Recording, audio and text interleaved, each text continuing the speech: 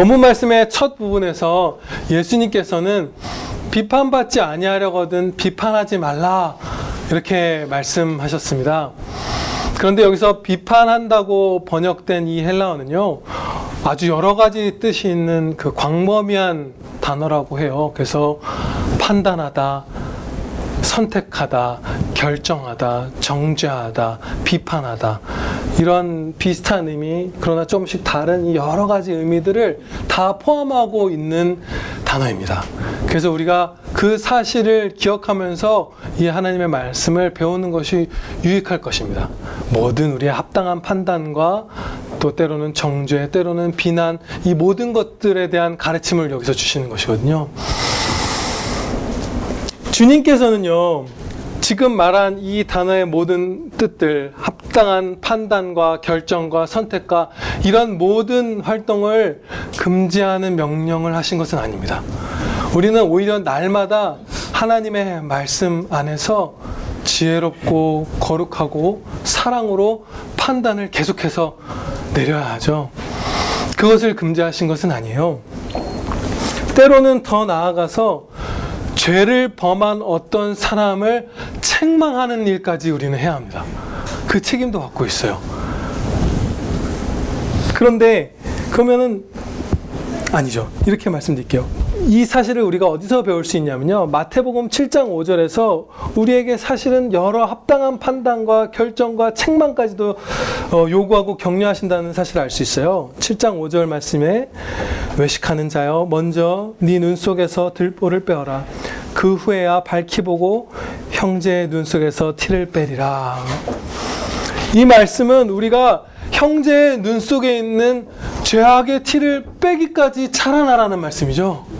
네, 우리에게 어떤 판단이나 옳고 그름이나 죄악이나 무슨 유익하고 해로운 것에 대한 판단을 다 그만두라고 하신 것이 아니라 어떤 합당한 판단이 있으니 그것을 하면서 더 나아가서 형제가 죄를 범할 때 그 죄를 버리는 일을 돕는 데까지 자라나라, 이렇게 명하고 계십니다. 그러니까 버릴 판단을 버리고 살려야 될 판단을 취하라는 말씀인 것을 우리가 알 수 있어요. 그러면 본문 말씀에서 하나님께서 금하시는 이 판단은 도대체 무엇인가? 판단하고 헤아리고 책망하는 일을 할 때 무자비하게 하는 것을 금지하십니다. 사랑 없이 행하는 것을 금하시고요, 교만하게 행하는 것을 금하십니다. 무자비하고 사랑 없고 교만하고 또 거짓되고 이런 것들, 이러한 판단들을 다 금하시는 것입니다. 본문 말씀과 동일한 가르침을 기록한 병행 구절이 누가복음 6장에 기록되어 있어요.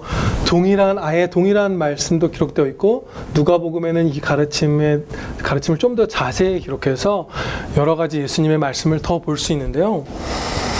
그 누가복음 6장 말씀을 보면은요, 비판하지 말라는 명령을 주시기 바로 앞절, 비판하지 말라 말씀하시기 바로 앞절에 누가복음 6장 36절에서 이렇게 말씀합니다. 예수님께서 말씀하시기를 너희 아버지의 자비로우심 같이 너희도 자비로운 자가 되라. 자비 없이 하나님 같지 않게, 예수님 같지 않게, 하나님의 자녀답지 않게 무자비하게 판단하는 것을 금하시는 거예요.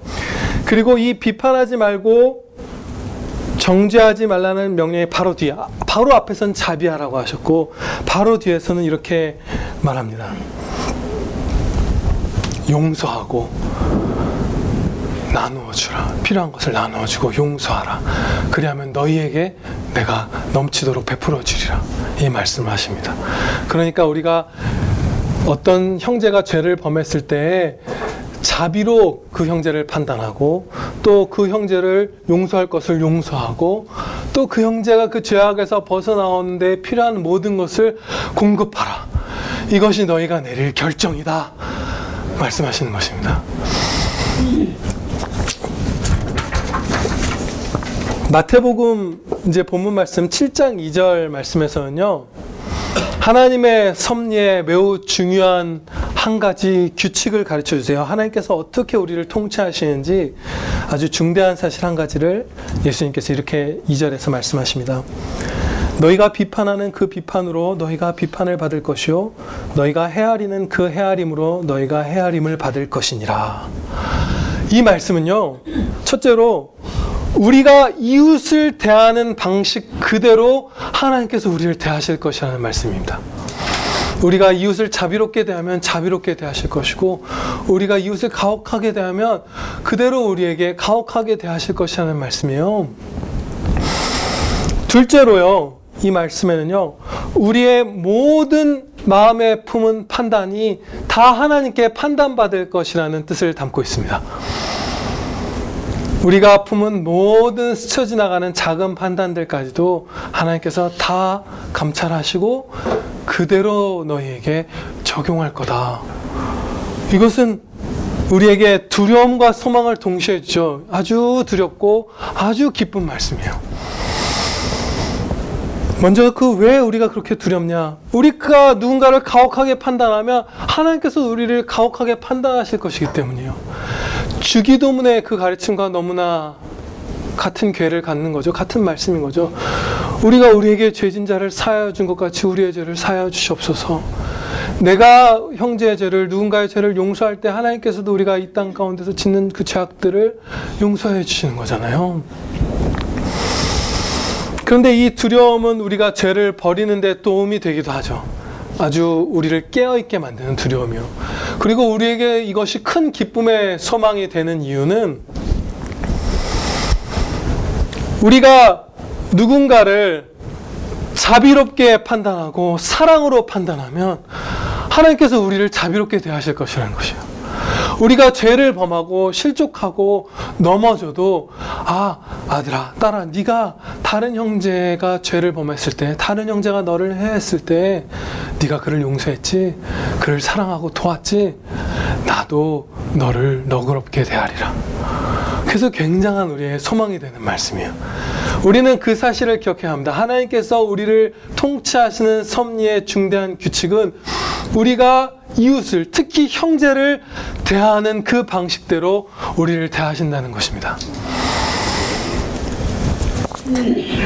오직 사랑으로 판단합시다. 네, 아멘. 3절부터 5절 말씀에서는요, 예수님께서 자신의 눈에 죄악의 들보가 있는 성도가 그것은 보지 못하고 형제의 눈에 있는 그 티끌과도 같은 죄를 빼내려고 하는 그 사실을 이렇게 지적하고 계세요. 그런데 이 말씀을 보면 형제의 죄를 가혹하게 판단하는 성도는 그 상대방 성도보다 더 큰 죄에 빠져 있다, 더 큰 죄악에 빠져 있는 죄인이다 라는 뜻을 내포하고 있어요. 이 말씀은. 그렇죠? 정죄하는 사람의 눈에는 들보가 있고 정죄받는 사람도 죄인이지만 그의 눈에는 티끌이 있는 거예요. 물론 이 말씀을 모든 경우에 일괄 적용할 수 없을 수도 있어요. 예를 들면 만약에 아주 경건한 성도가 불신실한 어떤 형제를 한번 욱해서 가혹하게 판단한 거예요. 그럼 그렇다고 해서 이 경건한 성도가 늘 불신실한 상태에 빠져있는 이 성도보다 더 참혹한 죄인이다, 더 큰 죄인이다라고 말하기는 어려울 수 있겠죠. 그래서 일괄적으로 이 원리를 적용할 수 없을지 몰라요. 그런 의미로 주님께서 말씀하신 건 아닐 수도 있어요. 그렇지만 이러한 예외적인 상황을 제외한다면 사실상 거의 대부분의 경우 누군가를 가혹하게 비판하는 그 사람은 정말로 상대방보다 더 큰 죄인인 경우가 많습니다. 아주 큰 죄인일 경우가 많은 거예요. 왜냐하면 형제를 비판하는 죄는 너무나 큰 죄이기 때문이고, 이 죄는 아주 강력하고 독특한 그 사악한 특성을 갖고 있기 때문이에요. 정말 위태로운 치명적인 죄, 죄 중에서도 죄라고 할 수 있는 죄가 바로 이 가혹한 비판의 죄입니다. 네, 이 사실을 이제 몇 부분으로 나누어서 좀 더 자세히 살펴보도록 하겠습니다. 첫째로요, 정말 치명적인 상황이에요. 정말 우리가 이 사실을, 이 진리를 새겼으면 좋겠어요. 비판하는 죄는요, 그 형제를 비판한 죄에 빠지면 다른 사람이 죄를 범할 때마다 나도 범죄하게 된다는 특성이 있습니다. 엄청나게 치명적이고 두려운 거죠. 이미 나한테는 여러 가지 죄가 있어요. 저 형제에게도 이미 여러 가지 죄가 있어요. 그런데 내가 비판하는 죄에 빠진 사람이면 다른 한 사람이 죄를 범할 때마다 나도 그 형제와 동반해서 죄를 범하게 되는 거예요. 죄가 제곱 막 몇 배로 늘어나는 거예요. 그래서 남의 죄도 내 죄의 재료로 삼는 죄가 비판의 죄이기 때문에 정말로 큰 죄인, 참으로 위태로운 상태에 빠지기 쉽습니다. 누군가를 냉혹하게 말하는 죄를 저도 너무나 많이 범하는데 그것은 그야말로 죄 중의 죄, 가장 참혹한 죄입니다. 두 번째로요, 비판의 죄가 크고 심각한 이유는요, 내가 볼 수 있는 한 형제의 죄보다 내가 내 안에서 볼 수 있는 죄가 훨씬 더 크기 때문이요. 무슨 말씀이냐면, 우리가 형제, 이렇게 예를 들어볼게요. 제가 여러분과 살아온 지난 긴 분들은 30년이 넘은 분들도 있겠네요. 저 어렸을 때부터 그 남포교회 시절에도 봤던 분들이 있으니까. 짧게는 10수년.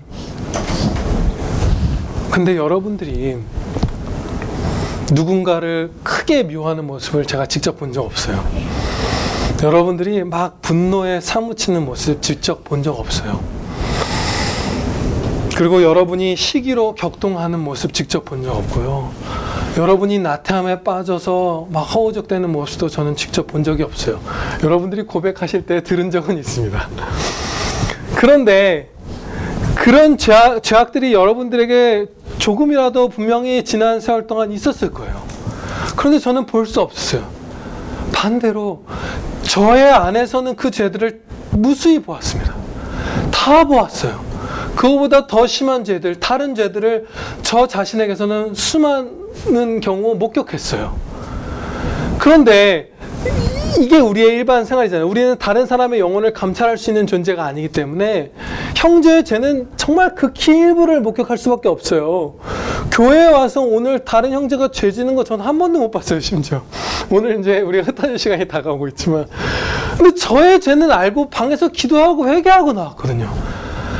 하나님의 말씀 설교 준비를 하면서도 내 죄악된 본성이 치고 올라오기 때문에 그것을 회개하면서 내 죄는 목격했거든요. 그럼 우리가 해야 될 것은 내 죄를 회개하고 죽이며 겸손히 낮아지는 그런 성도의 삶이잖아요. 그런데 그것은 안 하고 다른 사람의 죄를 가혹하게 비판하고 있다면 이것은 정말 영적 어두움에 빠져 있는 거죠. 그래서 이 비판의 죄가 너무나 큰 죄고 그 죄에 빠진 우리의 상태가, 우리가 빠져 있다면 너무나 위험한 것입니다.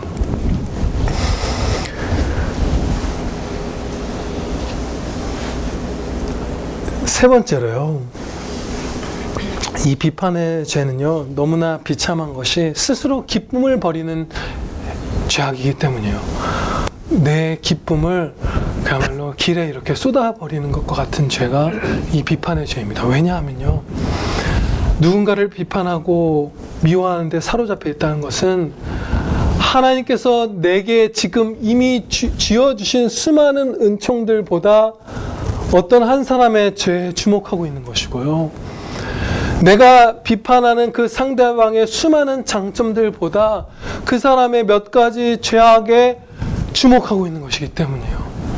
기뻐할 요소들을 다 눈에서 치우고 어두운 것, 가장 어두운 것, 형제의 죄에 내 눈을 고정하고 그곳에 내 영혼을 격동시키는 거예요. 그렇기 때문에 누군가를 비판하는 죄에 우리가 빠지면 기쁨을 거의 다 상실할 수밖에 없습니다. 우리는요, 오히려 형제의 빛나는 장점들을 주목해야 하고요. 예수님께서 우리를 그렇게 보아주시듯이 우리가 장차 천국에서 온전해질 모습으로 서로를 바라보아야 합니다. 그게 죄악이든 어떤 결핍이든 부족함이든 무엇이든지 간에 이 형제가 끝내는 예수님처럼 변화될 것이고, 나는 그 모습을 미리 믿음으로 바라보면서 이 형제를 존경하는 것이에요. 그렇게 우리가 해야 합니다. 이 죄를 우리보다 더 잘 보시는 예수님께서 우리를 왜 예뻐하시고 신부 삼으시고 모든 기쁨을 우리에게 주셨겠어요? 우리의 장점을 크게 보아주시고 우리가 완전히 회복될 모습으로 우리를 보아주셨기 때문이거든요. 우리도 그렇게 볼 수 있습니다. 네. 야고보서 1장 2절 말씀을 보면요, 성도인 우리가 여러 가지 시련을 겪을 때 온전히 기쁘게 여기라, 이렇게 말씀을 해요. 네, 지금 이 말씀을 살펴보는 건 그 시련의 문제를 살펴보려는 것이 아니라 기쁘게 여기라 라는 이 말씀을 주목해서 보고 싶어요. 이 말씀은요, 의지적으로 기뻐하라는 명령이에요. 네, 기쁘게 여기라. 너희가 시련을 만나면 당연히 기뻐하게 될 거야. 그게 정상적인 반응이야. 그게 너무 쉬워. 이 말씀을 야고보 선생님이 주시는 것이 아니에요. 성도가 겪는 믿음의 시련, 헐벗고 조롱당하고 억울하게 되고 매맞고 핍박당하고 순교하는 그런 수많은 일들, 그 고통 그 자체가 막 기쁘고 즐거운 것은 결코 아니잖아요. 그런데 하나님께서 말씀해 주신 바를 붙들 때 그 환난이 하나님께로부터 왔다는 사실을 우리는 알게 되고, 나를 사랑한 하나님이 주신 환난이구나. 그리고 그 시련을 통해서 인내를 주실 것이며, 그 인내는 우리에게 주신 다른 모든 은혜가 더 탁월하게 갈고 닦아져 빛나게 되게 할 것이고, 끝내는 이 시련을 통해서 나를 예수님처럼 만드사 내 구원을 완성하여 주실 것이다. 이 사실을 우리가 의지적으로 그 진리의 말씀을 붙들고서 묵상하고 생각할 때, 그 진리의 말씀 가운데서 우리가 겪는 신앙의 시련을 바라볼 때에 우리는 기뻐할 수 있는 것입니다. 네, 아주 노력해야 되는 거예요. 우리의 죄악된 본성, 그리고 이 세상의 죄악된 특성 가운데에서, 그 많은 공격 가운데에서 우리가 기뻐하는 것은 믿음의 싸움입니다. 신앙의 싸움이고, 전쟁을 치러서 의지적으로 기쁨을 주님의 은혜 안에서 쟁취하는 것입니다. 그렇기 때문에 이 비판의 경우도 마찬가지입니다. 우리는 의지로 형제의 죄에 주목하는 거예요. 주목하게 되는 것이 아니에요. 그냥 어쩔 수 없이 누군가 형제가 잘못을 할 때 자동적으로 반사해서 내가 그 형제를 비난하고 미워하고 분노에 사로잡히는 것이 아니라, 성도인 우리에게, 불신자라면 그 죄의 종로에서 벗어날 길이 아예 없겠지만, 성도인 우리는 남아있는 부패한 본성을 주님 안에서 이기고 미워하는 대신 사랑의 판단을 할 수 있는 자유가 있습니다. 네, 의지적으로 사랑하며 판단할 수 있는 그 힘을 우리에게 주셨습니다. 그것이 새 생명의 기능이에요. 비판의 죄가 크고 해로운 이유 네 번째를 살펴보겠습니다. 은혜를 주시옵소서.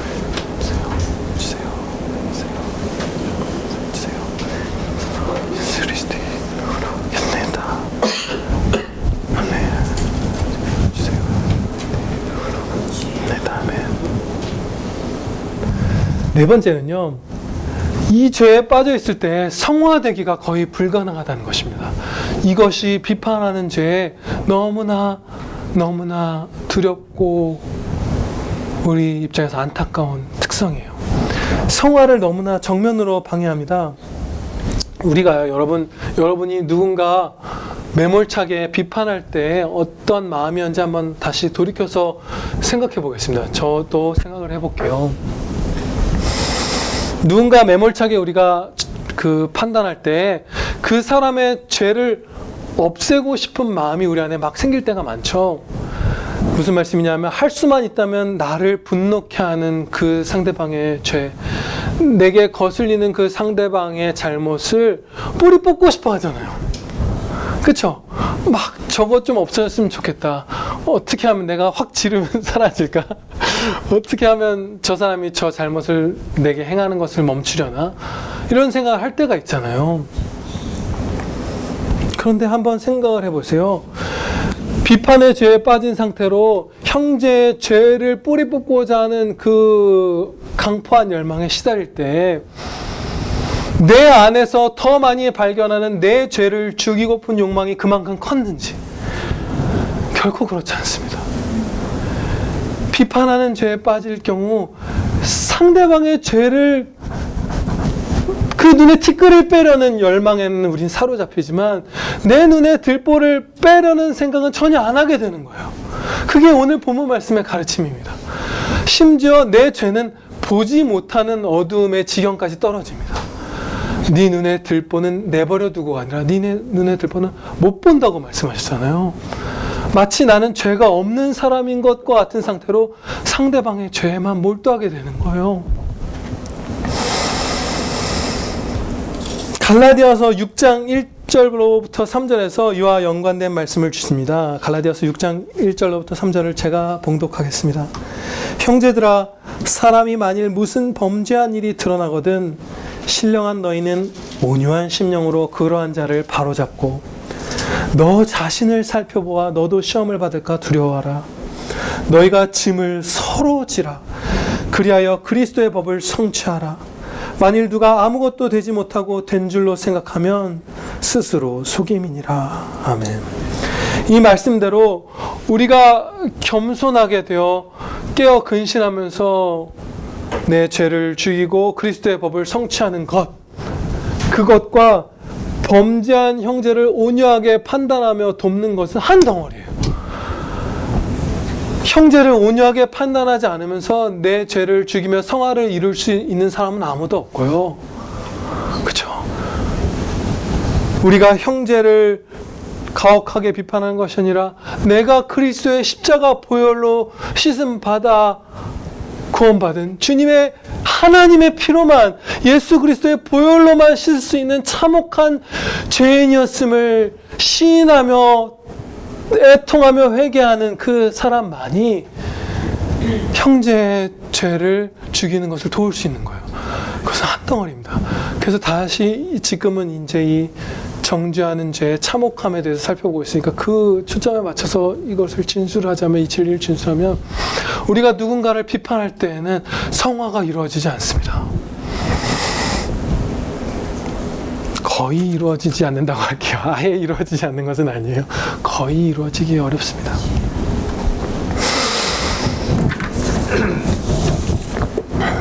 앞서 잠시 말씀드린 바대로 이제 다음으로 넘어갈게요.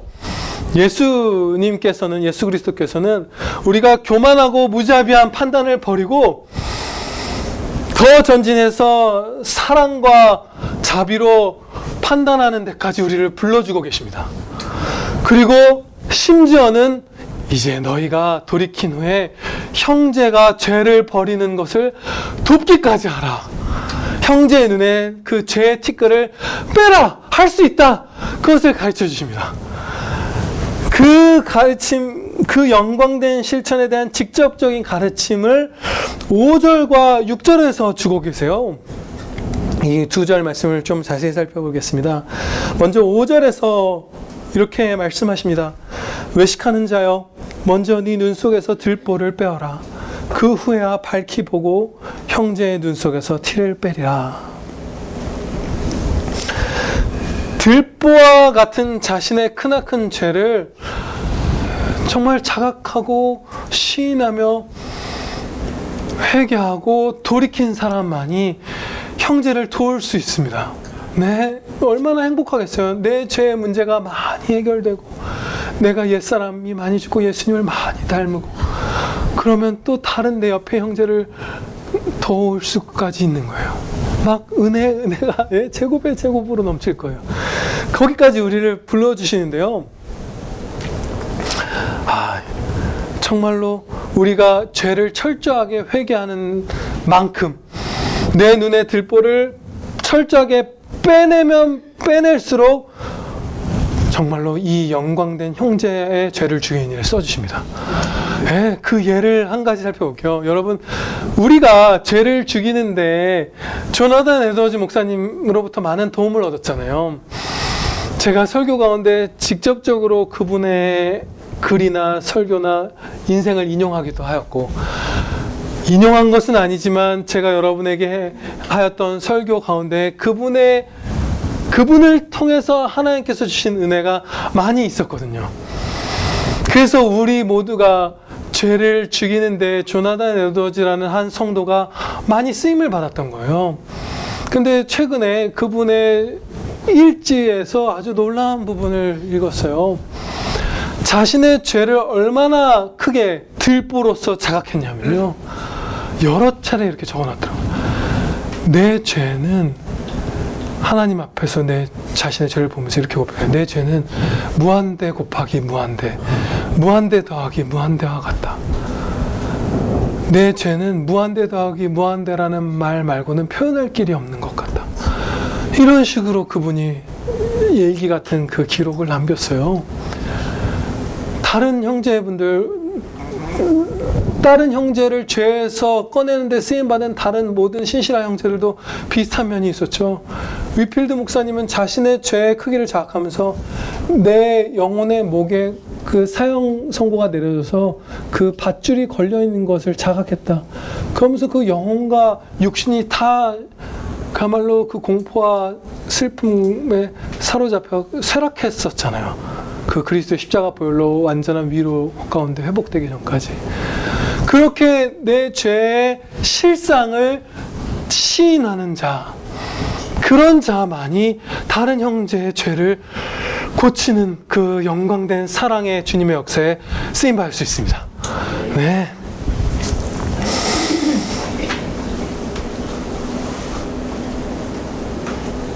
얼마나 행복할까요?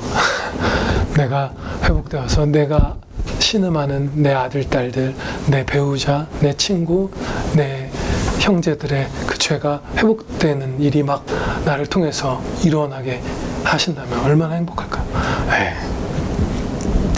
6절 말씀은요, 우리가 사랑과 진리의 바른 판단에서 벗어나 치우칠 수 있는 한 가지 극단을 가르쳐 주시는 말씀이에요.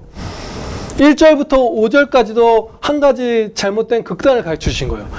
1절부터 5절까지는 우리가 무자비한 쪽으로 치우치는 그 극단을 가르쳐 주신 것이고요. 6절 말씀은 자비롭게 판단한다는 명목하에 불의와 타협하는 죄, 거룩과 성결을 훼손하는 죄로 치우치는 것을 경계해 주시는, 금하시는 말씀이에요.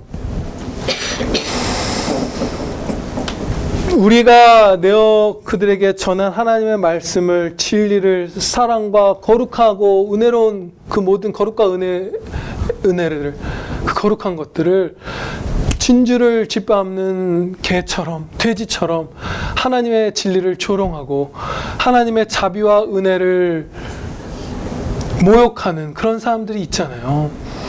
그런 사람들에게 우리가 자비의 판단을 내린다는 착각에 빠져서 타협하거나 교회의 성결을 훼손하거나 하는 식의 그 잘못된 한쪽 극단의 판단에 빠져서는 안 된다는 말씀입니다. 네. 한 가지 예를 들어서 여러분과 나누면 이 말씀이 좀 더 이해가 쉬울 것 같아요. 합신의 교수님이셨던 김성수 목사님, 아주 신실한 목사님이죠. 그분이 이 6절 말씀을 주의하고 설교하면서 이렇게 예를 드셨어요. 한국 교회는 중대한 한 가지 그 병폐가 있다는 거예요. 그게 뭐냐면 아무 때나 은혜로 합시다 이렇게 말한다는 거예요. 저도 막 환청처럼 그 말을 들어본 것 같아요. 못 들어봤을 텐데 들어본 것만 같아요. 상상이 너무 되죠. 은혜로 합시다. 그 말은 못 들어봐서 장면은 여러분들 비슷한 걸 보셨을 거예요. 이 말은 그 말 자체로는 사실은 옳고 좋은 말이지만 현재 사용되는 통용되는 의미는 잘못된 것을 적당히 용인하자는 거죠. 죄를 책망하여 고치려 하지 말고 넘어가자는 거잖아요. 그게 은혜로 합시다라는 말, 우리 사랑으로 덮읍시다라는 말, 이런 말의 오늘날 용법이기도 하죠. 이런 식의 가짜 자비는 특별히 부패한, 물론 그런 분들에게서 많이 나타나겠지만 그런 일부의 사람들에게서만 나타나는 것이 아닙니다.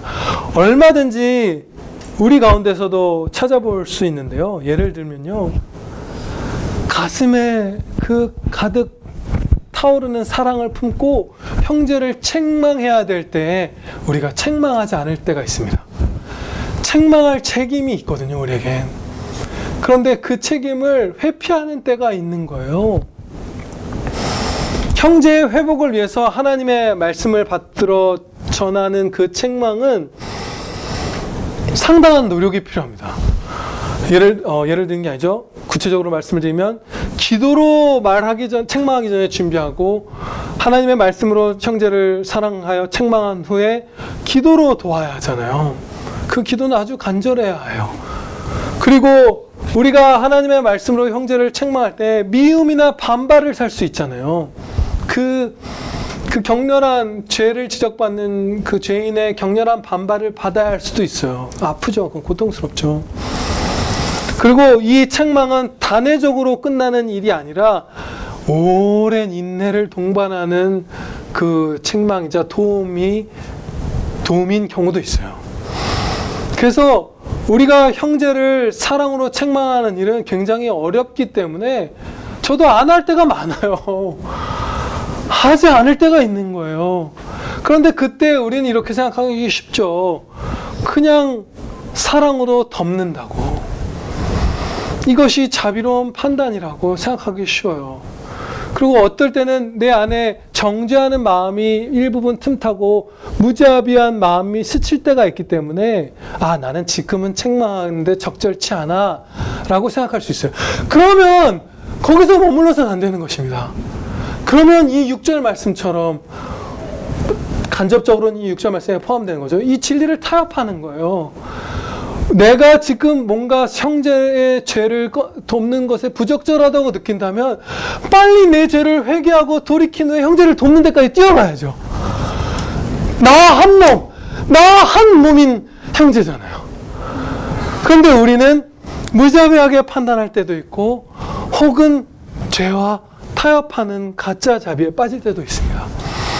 그것을 이 6절 말씀에서 여러모로 주님께서 경계하시는 것입니다. 넘치는 자비로 판단하면서 동시에 거룩한 성결을 지키는 삶. 거룩하고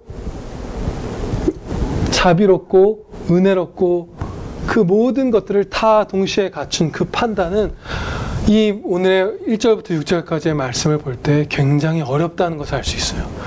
양쪽으로 치우치는 게 우리의 본성이고 양쪽으로 끌어당기는 것이 세상입니다. 그래서 우리가 이 복된 생명의 길을 전진하면서 나도 복받고 형제도 건지며 하나님을 기쁘시게 하려면 부단한 싸움이 필요합니다. 이제 마지막으로요, 이 전쟁, 이 복된 전쟁, 은혜의 전쟁의 구체적 실천 2가지를 살펴보도록 하겠습니다. 거룩한 판단, 사랑의 판단의 실천 2가지인 것이죠. 첫째는요,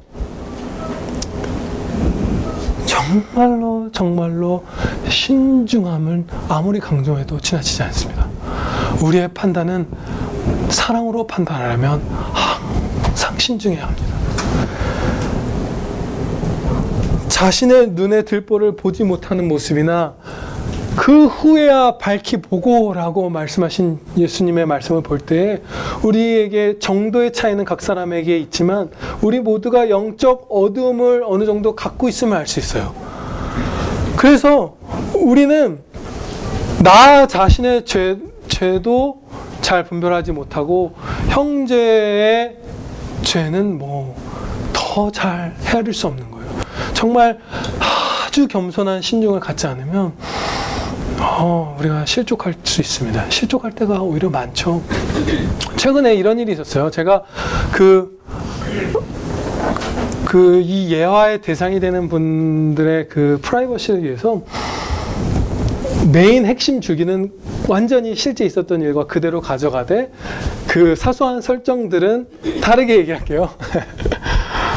제 아내가 유치원에서 일할 때 이런 일이 있었어요. 그 자매 둘이 그 유치원에 다니는데 날마다 같은 옷을 입고 오는 거예요. 그 아이들도 다른 그 유치원 친구들도 왜 쟤는 같은 옷만 입고 와? 라고 뭐 얘기하고 이럴 만큼 또 많은 선생님들이 계신데 그 선생님들이 저 엄마는 애들을 잘 돌보지 않는 사랑 없는 엄마구나 그렇게 비판하고 정말 그 정죄하는 그런 잘못에 빠진 그런 상황이 있었어요. 계속 두 자매가 같은 옷만 입고 오니까 제 아내도 많이 그런 것은 아니지만 언뜻 얼핏 생각한 거죠. 좀 엄마가 방치해서 키우나? 그래서 막 그 엄마를 미워하고 정죄하고 막 자신은 우쭐대고 이런 건 아니지만 그런가 보다 그런 생각에 다른 선생님들과 같이 빠졌던 거예요. 그런데 아내가 이 아이들을 가르치면서 사랑으로 같이 관심을 갖고 지켜보고 옆에서 부둥켜 안고 뒹굴고 이렇게 하면서 알고 봤더니 그 선생님들과 자신의 판단이 틀렸다는 것을 알 거예요. 뭐냐면 이 아이들이 매일 같은 옷을 이 두 아이가 입고 오는데 한 번도 냄새가 난 적이 없는 거예요. 그 엄마는 알고 봤더니 새벽에 5시 반 이럴 때 일어나서 출근하는 한국에 이민 오신 다문화 가정이에요. 그런데 크리스찬이고요. 교회에 가끔씩 나가는 분이에요. 믿음이 연약할지언정. 근데 그 엄마는 가난해서 여러 옷을 사입힐 수는 없지만 오늘 입고 온 옷은 오늘 신실하게 성실하게 빨아서 말려서 내일 아침에 입혀보내는 명예로운 엄마였던 거예요. 그런데 대부분의 선생님들이 그 엄마를 죄인이다 비판하는 잘못에 경솔함 때문에 빠졌던 거예요. 우리가 이렇게 어두워요. 상대방의 죄, 내 죄를 볼 때 이렇게 어둡더라고요. 그래서 우리가 내 눈에 들보를 보고 빼고 형제를 도와 함께 한몸된 우리가 사랑으로 하나님을 기쁘시게 하고 은혜를 누리며 막 행복하려면 신중해야 하겠습니다. 아멘. 두 번째 우리의 이 사랑의 판단의 두 번째 실천, 구체적인 실천은요, 죄를 범하며 나를 고통스럽게 하는 형제에게 그가 필요한 모든 것을 주라는 것입니다. 네. 비판하는 자리에 머물러 있는 것을, 그걸 버리는 것, 거기서 벗어나는 것에 그치는 것이 아니라 주는 것입니다. 아까 잠시 일부분을 봉독했던 누가복음 6장의 이 병행 구절, 마태복음 7장 1절로부터 6절의 이 말씀을 누가복음에선 6장에서 동일한 가르침을 주시거든요. 근데 거기서 세부적으로 좀 더 구체적인 가르침을 주시는데 제가 누가복음 6장 37절, 38절의 병행 구절을 봉독하겠습니다. 비판하지 말라. 그리하면 너희가 비판을 받지 않을 것이요. 정죄하지 말라. 그리하면 너희가 정죄를 받지 않을 것이요. 용서하라. 그리하면 너희가 용서를 받을 것이요. 주라. 그리하면 너희에게 줄 것이니 곧 후이되어 누르고 흔들어 넘치도록 하여 너희에게 안겨주리라. 아멘. 그리고 아까 그 원리를 다시 한번 선포합니다. 너희가 헤아리는 그 헤아림으로 너희도 헤아림을 도로 받을 것이니라. 사랑하면 사랑을 도로 받는데 너희가 그에게 나눈 사랑에 몇 갑절로 받을 것이라는 말씀이에요. 그런데 여기서 마태복음보다 더 전진된 실천을 구체적으로 가르쳐 주셔. 정죄하지 않으면 정죄받지 않을 것이다까지는 사실은 같은 가르침이잖아요. 근데 여기서는 용서하라. 주라까지 가는 거예요. 그리고 후히 되어 누르고 흔들어 넘치도록 하여 너에게 안겨주려 하는 말씀은 글쎄요, 제가 막 면밀하게 이 말씀을 찾아본 것은 아닌데요. 이 시대의 뭐 장면이나 구체적인 비유의 막 생생한 이미지를 찾아본 것은 아니지만 무슨 곡식 같은 걸 데워서 이렇게 주는 그런 모습 같아요. 그냥 설기게 담겨서 준 게 아니라 밥을 이런 걸 줄 때 흔들고 눌러서 꾹꾹 담아서 넘칠 때까지 완전 고봉밥으로 접시에서 막 떨어져 나가게 곡식들이 알곡이 떨어져 나갈 만큼 풍성하게 되어서 하나님께서 우리에게 갚아주신다는 말씀이에요. 그런데 이 주는 대상이 누구죠?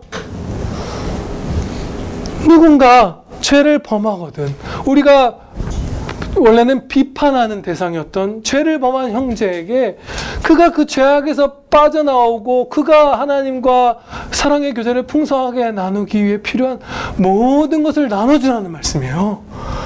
그런데 이 방법만이 나와 상대방 사이에 생긴 문제를 해결할 수 있는 유일한 길입니다. 우리가 신음하잖아요.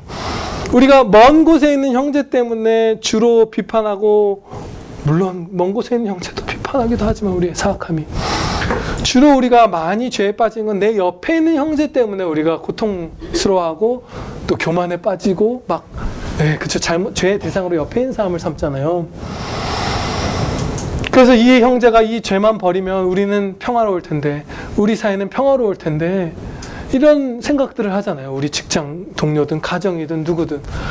그런데 그때 아주 엄중하고, 엄중하다는 표현은 좀 버릴게요. 이렇게 막 단호하고 이렇게 뭐랄까 강하고 이런 마음만으로는, 나아가서 가혹하고 차가운 마음으로는 이게 회복될 길이 아예 없어요. 네. 그 형제는 그 죄 가운데에서 특별한 은혜가 임하지 않는 한 계속 신음하게 될 거예요. 그런데 우리가 형제가 죄를 범할 때 용서하고 그가 필요한 것들을 막 부어주기 시작하는 것입니다. 이 형제가 왜 이 죄에 빠져서 나를 공격하지? 왜 그럴까? 뭐가 결핍되어 있나? 무슨 위로가 필요한가? 화한가? 속상한가? 상함이 있었나? 그럼 그것을 채워주고자 했을 때에, 신중하게 살피면서 그것을 사랑으로 채우고자 했을 때에는 하나님께서 회복시켜 주십니다. 그리고 우리에게 그 은혜를 천배 만배 되돌려 주실 것입니다. 기도드리시겠습니다. 하나님 아버지, 너무나 감사합니다. 이 진리의 말씀, 생명의 말씀으로 저희를 비판의 죄에서 구원하여 주심을 감사합니다. 우리가 누군가를 미워하면서 우리 아들, 딸들, 우리의 배우자들, 형제, 자매들, 친구들, 동료들을 미워하면서 그들과 나 스스로 얼마나 큰 고통과 추악함에 빠져 있었는지, 주여, 그 비참함과 죄악이 너무나 컸었는데 우리를 생명의 말씀으로 살려주심을 감사 찬양드리옵나이다. 아버지 하나님, 이제 이 좌우의 날성검보다 더 날카롭고 살아있는 생명의 말씀을 저희 심령에 넣어주셨사오니 우리가 하나님께서 제사보다도 기뻐하시는 바 듣고 순종함을 행하게 하여 주시옵소서. 그리하여 한 평안교회 형제자매도 빼놓지 않고 가혹하게 비판하는 죄에서 벗어나고, 어리석게 가짜 자비에 빠져 죄악과 타협하는 것에서도 벗어나서 사랑과 공의와 진리로 형제를 판단하고 형제의 회복을 도울 수 있는 자, 하나님께 쓰임받는 자까지 다 성장시켜 주시옵소서. 영광 되신 우리 구주 예수 그리스도의 이름으로 감사 기도하려옵나이다. 아멘.